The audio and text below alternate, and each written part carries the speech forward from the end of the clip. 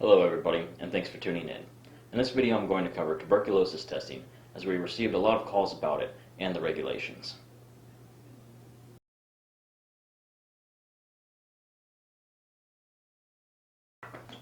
What exactly is it?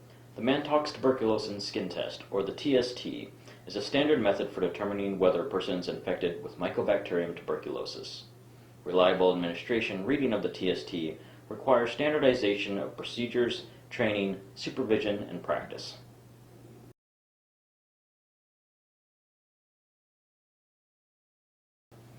How is the TST administered? The TST is performed by injecting a 0.1 milliliter of tuberculin purified protein derivative, or PPD, into the inner surface of the forearm. The injection should be made with a tuberculin syringe, with the bevel needle facing upward. The TST is an intradermal injection. When placed correctly, the injection should produce a pale elevation of the skin, about 6 to 10 millimeters in diameter.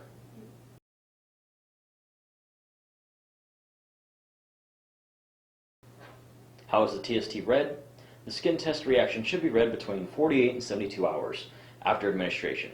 The patient who does not return within the 72-hour window will need to be rescheduled for another skin test.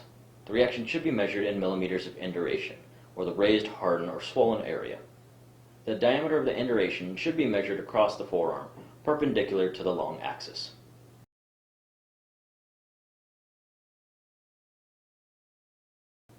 How are TST reactions interpreted? Skin test interpretation depends on two main factors, one being the measurement in millimeters of the induration, and the second being the person's risk of being infected by tuberculosis and the progression of the disease if infected.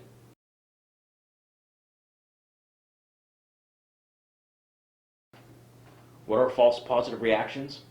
Well, some people may react to the TST even though they are not infected with Mycobacterium tuberculosis.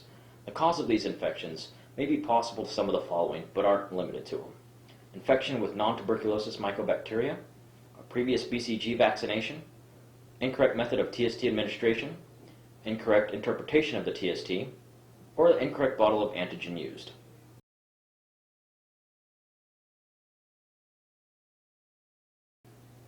What are false negative reactions? Well, some people may not react to the TST even though they are infected with Mycobacterium tuberculosis. The reasons for these false negative reactions may include, but again are not limited to, some of the following. Cutaneous anergy. Anergy is the inability to react to a skin test because of a weakened immune system. A recent TB infection within 8 to 10 weeks.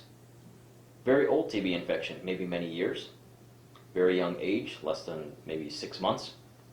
Recent live virus vaccinations, such as measles or smallpox. An overwhelming TB disease. Some viral illnesses, such as measles and chickenpox. Incorrect method of TST administration, and incorrect interpretation of the TST.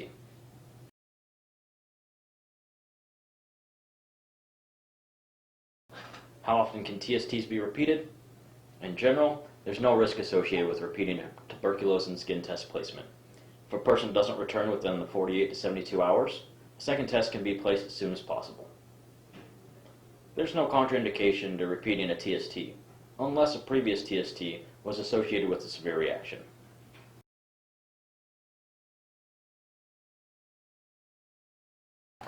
What is a boosted reaction?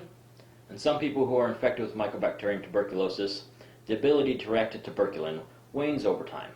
When given a TST years after the infection, these people may develop what we have as a negative reaction. However, the TST may stimulate the immune system, causing a positive or boosted reaction to the tuberculosis skin test, or subsequent tests. Giving a second TST after the initial negative TST reaction is called a TwoStep.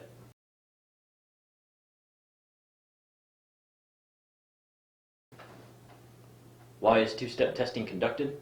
TwoStep testing is useful for initial skin testing for adults who are going to be repeated periodically. These would be healthcare workers or nursing home residents. This two-step approach can reduce the likelihood that a boosted reaction to a subsequent TST will be misinterpreted as a recent infection.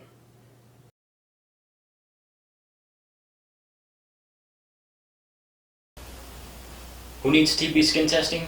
Well, the Washington Administrative Code, or WAC, requires TB testing for employees working or going to work in the following settings: adult family homes within 3 days of employment, boarding homes, nursing homes within 3 days of employment, chemical dependency, staff residential homes, group residential homes, child birth centers, hospitals, enhanced services facilities, ambulatory surgical facilities, assisted living within 3 days of employment, adult day centers within 3 days of employment, firefighters, EMTs, and those qualified as first responders, private alcohol and chemical dependency hospitals, residential treatment facilities, child placing agencies, home child care centers, and school-aged child care centers, pregnant and parenting teen programs, and overnight youth shelters.